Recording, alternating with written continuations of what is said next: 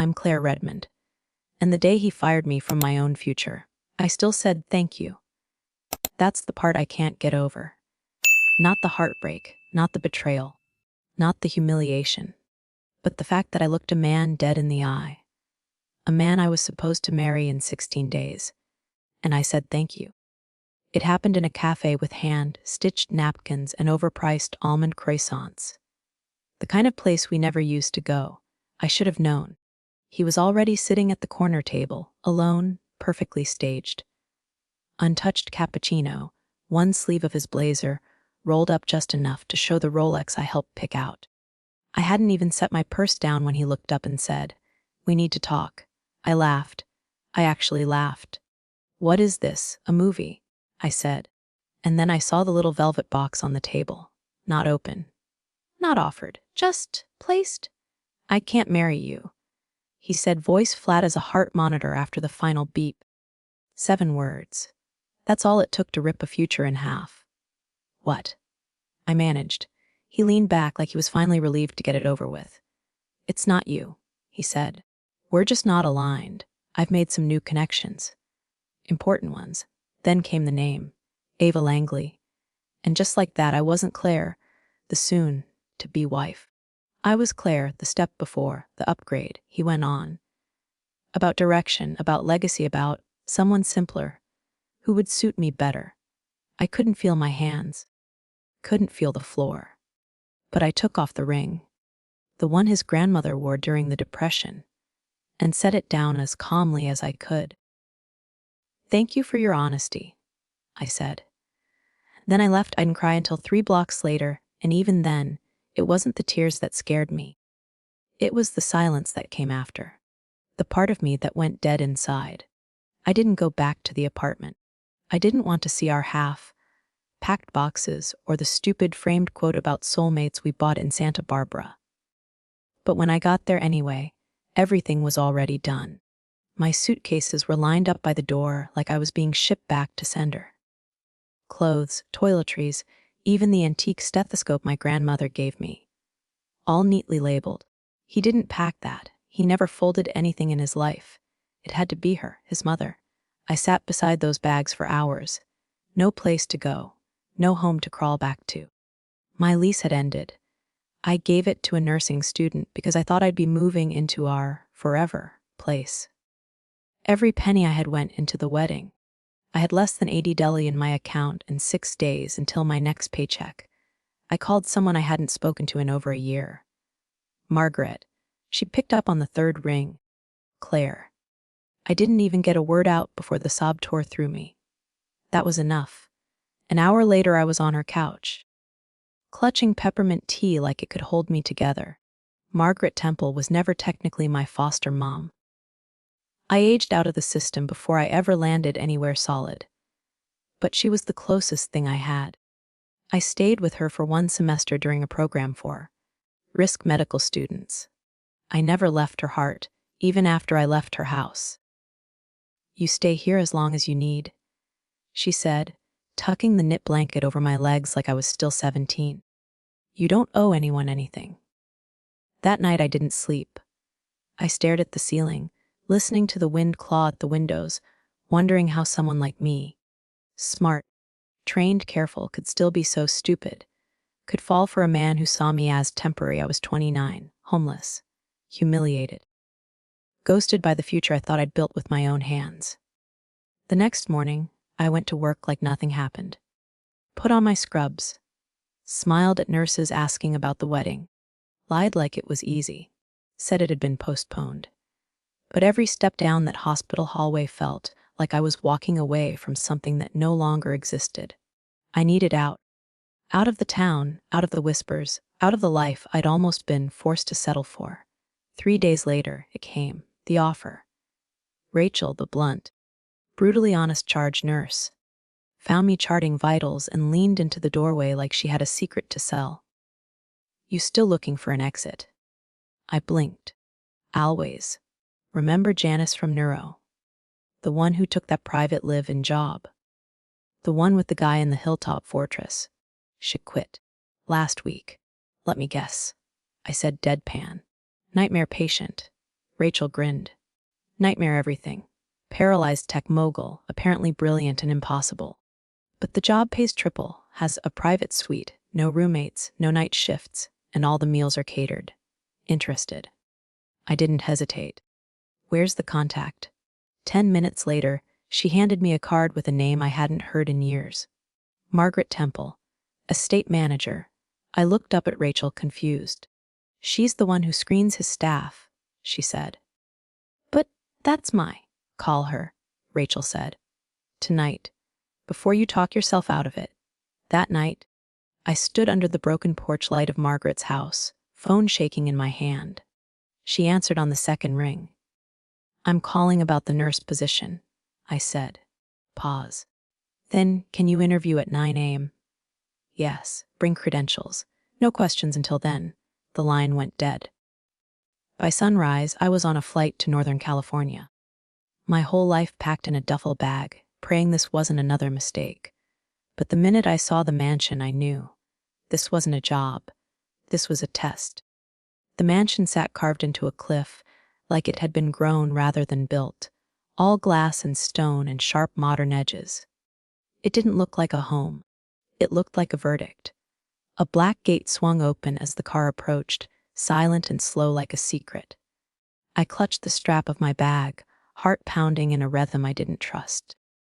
This was too much, too polished, too far from anything that had ever belonged to me. I almost told the driver to turn around. But then the front door opened. She was exactly how I remembered her. Margaret Temple. Same tight bun, same slate, gray suit, same voice that could stop a riot in a hospital hallway. You're early, she said. I didn't want to be late. Good. Follow me. No small talk. No questions. Just motion. The interview took exactly 12 minutes. She asked about my experience, glanced at my credentials, and reviewed my references like a military officer reviewing battle plans. She didn't smile. Not once. Then she said, the position is yours. Just like that. You'll live in the East Wing, 1 floor above your patient. All meals included. Salary is $12,000 a month. 2 days off per month. No visitors. No outside phone calls without prior approval. Discretion is mandatory. My throat dried. Your patient is a complex man, medically and otherwise. You will not ask about his past. You will not pry. You will observe, record, support, and above all, endure. I blinked. Endure. Margaret's gaze didn't waver. You'll understand soon. She slid a folder across the table. Your contract. Review it before 7 a.m. tomorrow. If you choose to stay, report to his room at precisely 7:15. Do not be late. I didn't sleep that night. I sat on the edge of the bed in my suit, a space larger than the apartment I used to rent, and stared at the contract. The number felt unreal, but I'd seen worse, and I had nowhere else to go. At 6:59 a.m. I signed. The hallway outside his room was carpeted in the kind of luxury that swallows sound. I stood there, clutching my clipboard like it could protect me, while Margaret stood beside me with her arms crossed. You're sure you want this? She asked, not unkindly. That signed the contract. That's not what I asked. I swallowed. Yes, she nodded, then knocked twice and opened the door without waiting for permission. The room was massive. Floor-to-ceiling glass, clean pale walls, and floors that gleamed like polished bone. It looked like a throne room designed for someone who hated comfort. He sat by the window back to us. His chair was sleek, black, silent. I almost didn't hear the soft click of his fingers tapping the armrest. Mr. Hale, Margaret said. Your new nurse has arrived. Claire Redmond. He didn't turn. Just said, dryly, another one. My spine stiffened. Then he pivoted, slowly, and I forgot how to breathe. Ryan Hale was not what I expected. Mid-30s, lean, sharp-jawed, clean-cut. His eyes were cold but not dead. There was something simmering behind them, something dangerous. He looked at me like I was already a failure. How long do you think she'll last? He asked Margaret.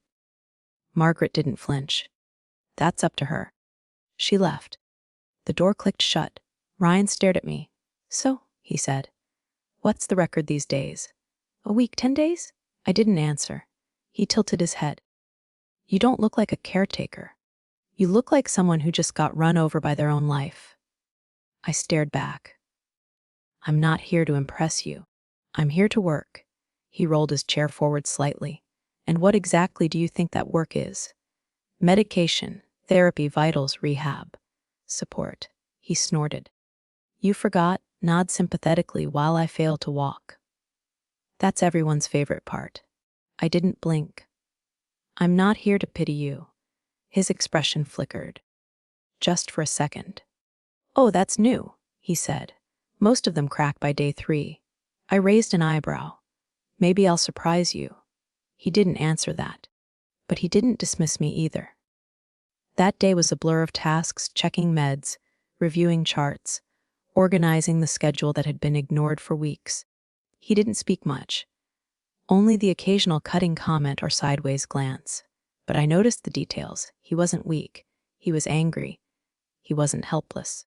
He was hiding something. That night, I couldn't sleep. The wind had picked up, rattling the glass in sharp bursts like it wanted to get in. I got up to close the blinds and saw a strange glow down the hall, a light still on in the west wing gym. I almost ignored it, almost. But something tugged at me. I slipped on my sweater and padded down the hall. The gym door was ajar. I pushed it open just a crack. And what I saw made me stop breathing. Ryan Hale, the man who had been playing broken since the moment I arrived, was standing, not upright, not without effort, but standing, gripping 2 parallel bars, arms shaking with strain, sweat dripping down his back, legs trembling like they didn't quite belong to him, but moving, inch by inch, step by a painful step. My heart pounded. The soft creak of the door gave me away. He turned. His eyes flared. What the hell are you doing? I heard something. I thought, get out. He sounded like a wounded animal, not angry, exposed. I didn't move. You're recovering, I said. Why are you hiding it? His jaw clenched. Because the minute people see progress, they expect miracles. And when they don't get it, they leave. He looked away. I'm not going through that again. So instead you fake being a lost cause, I said. His hands tightened on the bars. You don't get it. Maybe I do. I stepped forward, slowly. He looked at me, furious. Why do you care? He asked. Because I know what it's like to be thrown away the minute you stop being useful. He stared at me a long time. Then he exhaled. I don't want sympathy. You won't get it. I call the shots, he said. You say stop, I stop. You say go, I help. He hesitated, then nodded once. We start tomorrow. We started the next morning. No fanfare, no congratulations. Just silence and cold steel and the sound of breath held too long. Ryan met me in the gym at 6 a.m. sharp. He didn't wait for me to speak. He rolled up beside the bars, braced himself, and began. His arms trembled. His jaw clenched. Sweat slicked his neck before we finished the first rep. But he didn't stop. He wasn't just fighting his body. He was fighting something deeper. A grief that had hardened into pride, and pride that had calcified into fear. I didn't cheer. I didn't coddle. I just stood near, watched his form, offered correction when needed, and held silence like a wall around us. By the 3rd session, he stopped calling me nurse. By the 5th, he asked for water instead of barking at the dispenser. By the 7th, he asked me a question. Why did you really take this job? I paused, lowering my clipboard, because I was out of places to run. He didn't respond. But the next day, he asked if I wanted coffee. Progress. A week in, I started noticing things, little things. A locked drawer in the study with papers he wouldn't touch. A monitor in the hallway with security feeds that always skipped one camera. Phone calls that ended the moment I entered a room. Names whispered behind closed doors. One name kept showing up more than the other's thorn. At first, I thought it was just another executive. A friend, maybe. Until he showed up. I was restocking the med cart when I heard it. A voice too smooth, too polished. Floating down the marble hallway like perfume. Ryan, you look like hell. Good to see you. I froze. By the time I got to the sitting room, he was already there, lounging like he owned the place, Late 30s, salt and pepper hair, $1,000 watch, glass of something that definitely wasn't orange juice. Eric Thorne, he smiled at me without warmth. This must be the new one. Claire, was it? Ems Redmond, I said, setting down the tray. Tell me. Claire, are you any better than the last three? She's not here to entertain you. Ryan said quietly. She's my nurse. Eric raised an eyebrow. Touchy, he turned the conversation to business, mergers, shareholder votes, regulatory boards. I tried to stay invisible, but one word snapped me out of stillness like a slap to the face. Langley. Eric leaned in, speaking low. Ava's father is ready to move. We just need your signature on the control doc. Langley Capital absorbs the shell. Quiet. Clean? No board drama. Ryan didn't speak. Eric leaned back. Come on, man. We've been prepping this for months. You trust me, don't you? I slipped out before they noticed me watching. My hands shook as I closed the door behind me.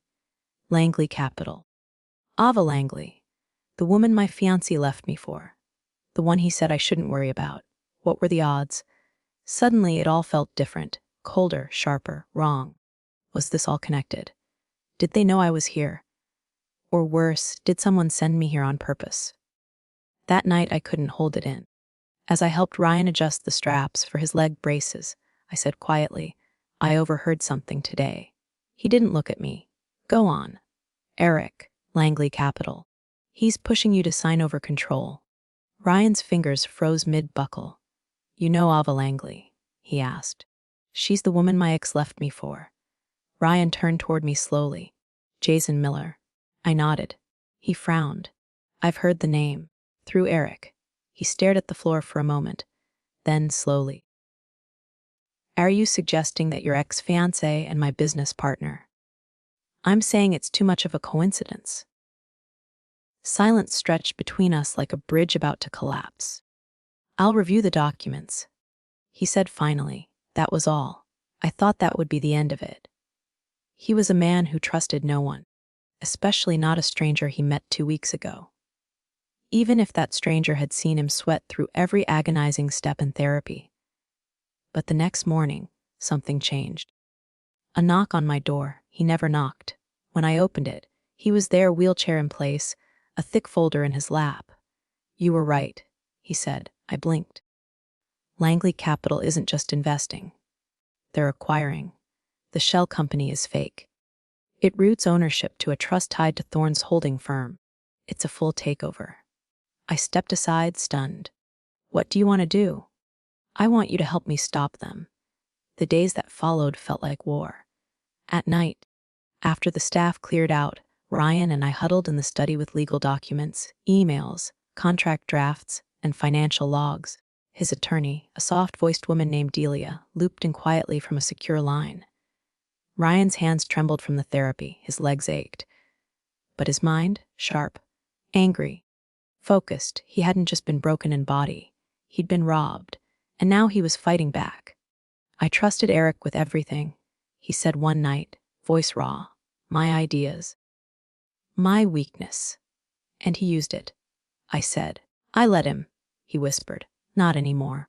1 week later, a board meeting was called. We walked in early. Yes, walked. Ryan insisted on using the cane, even though every step took everything he had. He wore a navy blue suit that made him look like a man from before the fall. Unshaken. Still dangerous. Eric looked up from the head of the table and went pale. You're walking? Not perfectly, Ryan said. But enough. He walked to the head seat, not the one Eric had claimed, the real one. Then he placed the folder down and said simply, This meeting is under my authority. I'll begin. What followed was methodical destruction. Emails. Signatures. Shell companies. Hidden clauses, all of it laid out like evidence at trial. Ava Langley's name was everywhere. So was Jason's. By the time Ryan finished, you could hear the board's silence crack open. Eric muttered, You can't prove intent. I don't have to, Ryan said. Just breach of fiduciary duty. The lawyer stood. Mr. Hale, would you like to call a vote of no confidence? I would. Effective immediately. The vote passed. Unanimous. the contracts voided. And Ryan looked 10 feet tall. When the room cleared, it was just us. You did it, I said, breathless. He leaned on the table, breath heavy. No, he said. We did. He smiled. Not the smirk, not the mask. A real one. The kind that said something had shifted. And maybe it wasn't going back. The estate didn't feel like a mausoleum anymore. It started with small things. The curtains, always closed, always heavy, began to open. Morning light crept across the marble floors like it belonged there. Music played softly in the west wing. Mostly classical piano with just enough warmth to make the silence feel intentional instead of heavy. Ryan still had hard days. His legs trembled when the pain came. His jaw tightened when the therapy lasted too long. But he didn't curse under his breath anymore. He didn't shut himself in the gym with the lights off. He didn't pretend he couldn't stand. And I stopped pretending I was disposable.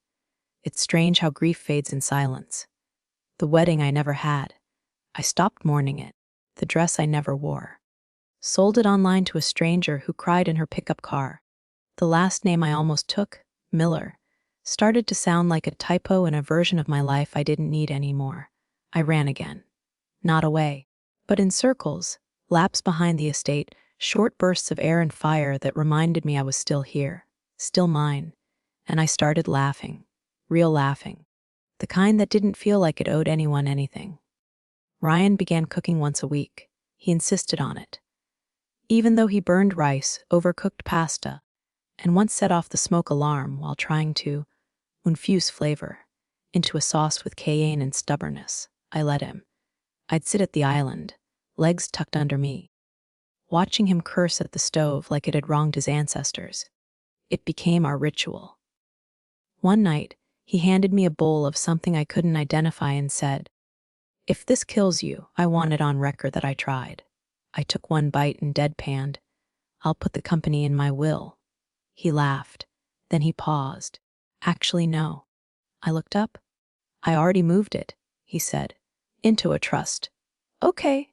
Why do I care?" "Because you're in it." I blinked. "What?" He leaned his hands on the counter, suddenly serious.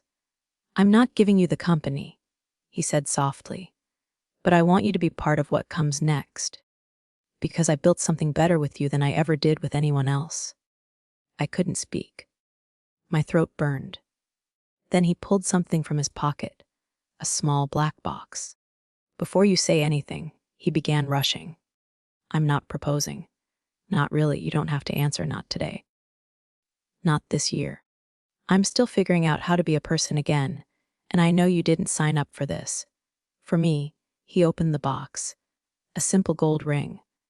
One small sapphire in the middle, nothing flashy, just honest. "But I'd like to ask anyway," he said, voice low, vulnerable. "Will you consider walking this road with me? Not because I need saving, but because with you, I remember who I am." I didn't cry. I thought I might. But the tears didn't come. Instead, I felt something else, a steady arrival. Like I had walked through the darkest part of the forest and found not a castle, not a crown, but a clearing. A quiet place to breathe. I took the ring and slid it onto my finger. "I'm not saying yes," I whispered, smiling. "But I'm not saying no," he exhaled. "That," he said, "sounds exactly like you." We didn't make announcements. No press release. No Instagram post. No sunset photo with hands intertwined. We just kept going. He walked farther each week, half a mile by month's end. I passed my exam to open my own private nursing practice. We hired more staff, more structure. I stayed in the house, but it didn't feel like his anymore. It felt like ours. As for Jason, he texted once, 2 lines. "Are you okay? You disappeared." I didn't answer. Because he wasn't part of this chapter. He wasn't even part of the lesson. He was the detour that led me to the right path. A necessary heartbreak. Ryan and we weren't perfect, we didn't even try to be. But on his birthday, we took a short trip up the coast. Just us. We walked down the beach at sunset, barefoot. Wind sharp on our skin, the ocean endless. At one point, Ryan looked out over the water and said, Do you think we'll ever go back to who we were? Before it all, I shook my head. I hope not. He turned to me, eyebrows raised. Because who we became is better. He didn't reply. He just reached for my hand. And this time, he didn't let go. It's strange how healing doesn't look like victory. It doesn't come with trumpets or applause. It comes with slow mornings, quiet meals, and silence that doesn't ache anymore. It looks like brushing your teeth beside someone who once pushed you away. Like arguing over grocery lists. Like laughing mid-fight because you both forgot what the fight was even about. It looks like choosing to stay, not because you have nowhere else to go, but because this is where you finally feel whole. Ryan never used the wheelchair again after that fall. Not out of pride. He kept it in the hallway, just in case. But because he wanted every painful step to remind him that he could still move forward. We never set a wedding date. We didn't need to. Our relationship wasn't built on ceremonies or rings or legal titles. It was built on battle scars and second chances. On the nights we didn't talk and the mornings we started over anyway. On the way he looked at me like I was never disposable. And the way I looked at him like he didn't need fixing to be worth keeping. The mansion slowly became a home. He opened up the West Wing and turned it into a community outreach hub for adaptive tech research. I opened my own care agency, not big but personal, for patients like Ryan, who didn't need sympathy, just respect. Margaret stayed. Of course she did. She ran the estate like a quiet queen, with that same silver hair pulled into a twist and a clipboard no one dared challenge. She never said it aloud, but I caught her once, standing in the hallway, watching us laugh in the kitchen, and for the first time, I swear I saw her smile. People ask sometimes about how it all happened. How a broken man in a cliffside house and a discarded nurse from nowhere ended up together. I tell them the truth. That we didn't find each other at the right time. We found each other at the worst time and chose to stay anyway. Because survival is easy when you're alone. But healing, real healing, happens when someone looks at you in your mess and says, I'm still here. I see all of it. And I'm not going anywhere. Somewhere in a closet, I still have that old velvet box from Jason. The one he used to take the ring back. I kept it. Not for the memory, but for the metaphor. Because one man took something from me in that box, and another gave it back in a different one. Not the ring, but the choice. To stay. To leave. To choose love without begging for it. I didn't end up with the man who promised me forever. I ended up with the one who showed up every day and built it anyway. I'm Claire Redmond, and I don't live in someone else's story anymore. I write my own. Sometimes life doesn't shatter all at once. It unravels quietly, with a sentence, a silence, a ring placed back in a box that was never meant for goodbye. Claire's story reminded me that healing doesn't always start with hope. It starts with survival. You take the job you don't want. You sleep on the couch that feels like a downgrade. You breathe through the betrayal that stole your voice. And then, slowly, piece by piece, you come back, not to who you were, but to someone wiser, stronger, realer. If you've ever been left behind, if someone discarded you like you were replaceable, if you've ever been told you were too much or not enough, if you gave your all and still weren't chosen, let me say this. You were never the problem. They just weren't the place where you were meant to bloom. Some of us don't get soft beginnings. We get thrown into the fire and learn to reshape ourselves in the flames. But that doesn't mean we don't get peace. It just means we had to earn it a different way. Let's talk. Have you ever rebuilt your life after betrayal? Have you ever found something better because you were brave enough to walk away? Tell us your story in the comments. You never know who might need to read it today. Support the stories that matter. If this story hit home, leave a comment. Like the video, share it with someone who needs this, and don't forget to subscribe to Telling Story with me. We share real stories every week that remind us, you're not alone. You're not broken. and you're never too far gone to begin again.